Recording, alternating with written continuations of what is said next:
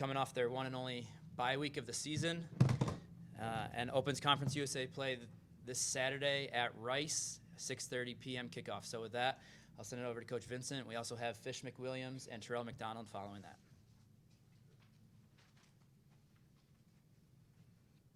All right, guys, just wrapping up Georgia Southern. I know we had an open week last week, but just wrapping that game up, I thought that coming off of a tough, Liberty loss on the road, I was really proud of our players and coaches coming back that next week. We had a great week of prep. We had great focus. We had a sense of urgency throughout that week, and I think as the game approached and got closer and closer, it just amped up as the week went. And to be able to go out and play from the first snap really to the last snap of the game with a lot of passion, a lot of toughness, a lot of physicalness, I was extremely proud of our players and coaches, our fans. I mean, you could hear our fans when the big plays happened, whether it was on offense or defense or special teams. I think our fans played a factor in the game. We had our student section packed again for the second straight home game. So extremely proud of our support from our students. And really now turning the page to last week, I thought we had a great week in our open week. We really got things cleaned up. We had a good opportunity to really self-evaluate ourselves and where we're heading, be able to heal up. And so now, we open conference play. We get to play Rice. We go to Rice this Saturday night to open conference play. A team that beat us last year 30-24 at home, and a team that we've got a lot of respect for. So, ready to open conference play. How do y'all work the balance of, playing a team like Rice, coming off a loss from last year, using that spite and revenge as motivation versus actually focusing on the job and not letting the emotions get the best of them? I think the biggest thing is we understand that this season is a journey. We're just now beginning conference play. We've got now, with our open week behind us last week, we know we've got 9 straight games. And at UAB, we're a little bit different. Our goal here is to play for a conference championship and to win a conference championship. And now we start the road on a team that's probably the deepest Rice team that we've seen, probably the most athletic Rice team that we've seen up to this point. You see a lot of guys on that field on offense, defense, special teams that really have been playing for 3 years, going on 4. So we know we've got our hands full. We've got to go on the road. We're opening conference play in a night game at Rice. So it's an opportunity that this team is looking forward to and we're excited about. How important is it to not let them play keep away? I mean, that's something they always have loved to do. Well, how important is it to get out the field in this game particularly? I think it's very important. I think possessions are at a premium.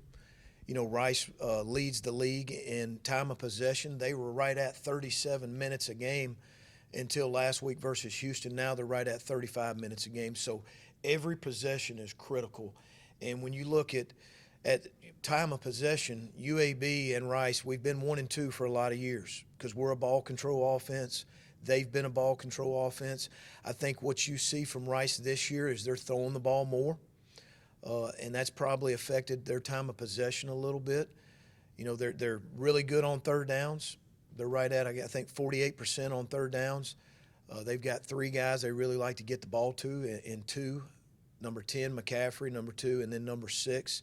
Those seem to be their 3 main targets they're getting the ball to. Their quarterback is doing a really good job. Green got hurt against USC in the first game, and now TJ McMahon is doing a good job. He's distributing the ball. You see him growing and getting better every week, but we understand that the turnovers are going to be key.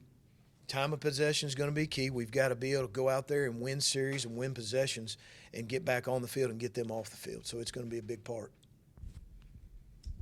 Talk a little bit about Michael Fairbanks and what he's been able to do these first 3 games. You look at Jalen and Joker behind him. They weren't playing the last game. Was that just more of Michael getting that hot hand and just being a very positive reaction from what he was doing on the field?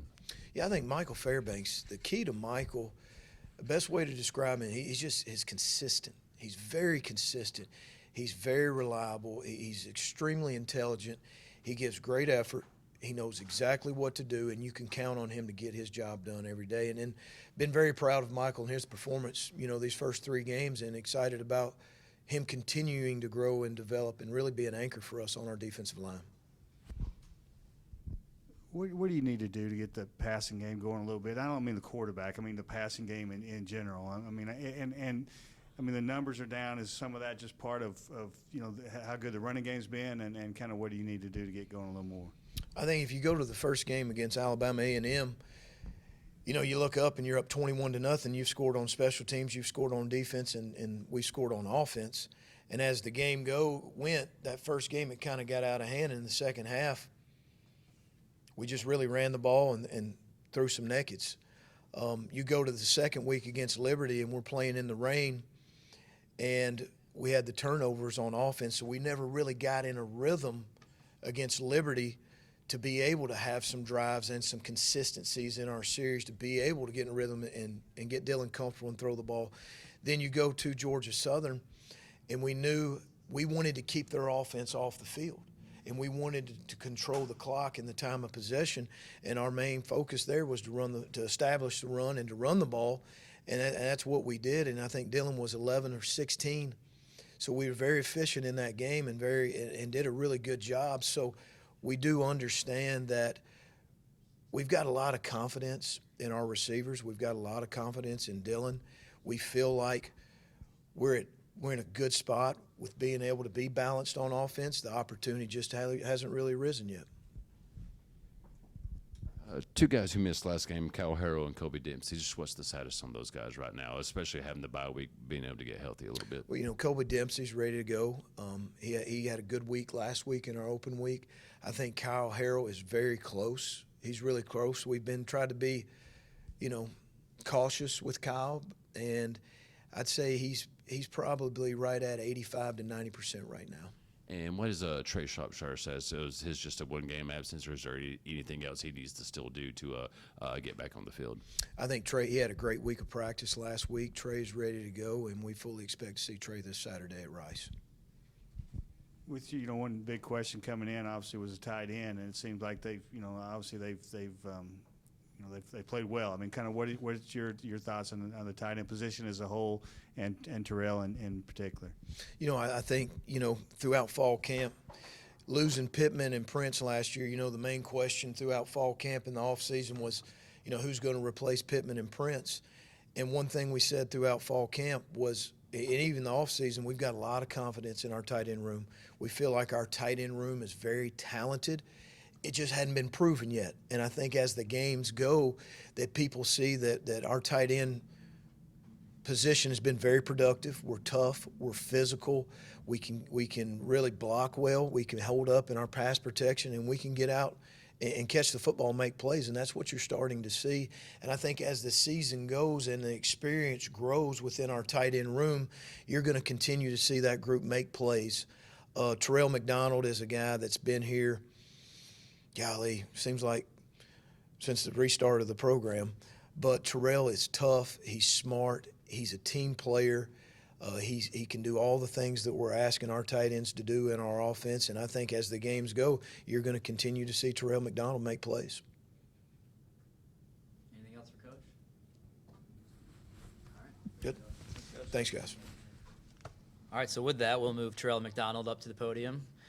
Terrell leads the team in touchdown receptions and also has helped UAB rush for 253 yards per game, which is 6th best in the nation. Terrell? Questions for Terrell? For you guys as a group, kind of what Coach was just talking about, that there was a question mark with losing those guys. How much did that motivate you guys through spring and camp? We always knew that it was going to be a question mark when they left, but all of us knew what we had in the room, and we had full confidence. It's just we had to go out and prove it. So with the help of Coach and everybody else, they got behind us, and they knew what we could do.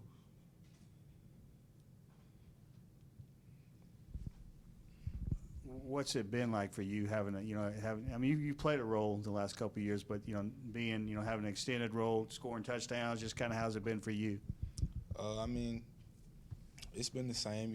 It's just you just got to stay down until it's your time, you know. It's just I had a lesser role last year because of Pitt and Prince, you know. I just had to, you know, do what I had to do. But this year, you know, I'm more of a leader this year, probably the oldest in the room. But it's just the same, really. It's just a little bit more increased. Coming from a linebacker position when you were first recruited, and now you're as a tight end. Just you know, what are the you know, probably the biggest things you feel like you've improved on from you know, those first couple years to this year, and, you know, embracing this bigger role? Really coming from defense to now playing offense, it actually helps me see the defense more, and I can understand like all the fronts and everything that's coming in. So like when you give me a front, I know exactly what's about to happen because, you know, I've played defense, I've been there doing that. So it's just easier. It helps me slow down the game, really. Anything else for Terrell? All right, thanks, Terrell. Thank you. Now we'll move Fish McWilliams up to the podium. Started nose tackle, 2 tackles for loss last week. Fish? Good morning. All right, Fish, coming into this season, defensive line was kind of a little question mark with so many guys that y'all last season. But, you know, through these first 3 games, y'all have kind of done the job, you know, kept teams to low rushing numbers. Just what have you seen from these first 3 games yourself as well as your other teammates, and just what y'all been able to accomplish and kind of develop these first 3 games? Just from losing the guys that we lost, just knowing coming in the spring ball, fall camp, getting more guys in, getting more depth. We just been grinding, putting our heads down, working the techniques, the little things that we need to do. And I just feel like the first 3 games we just came out and showed everybody that it's no drop off. We still the dominant UAB defensive line that we'd had over all 5 years out of being here. So that's what I feel. Like I asked Coach, for defense, how important is it to not let these guys hold on to the football like they've liked to do in the past?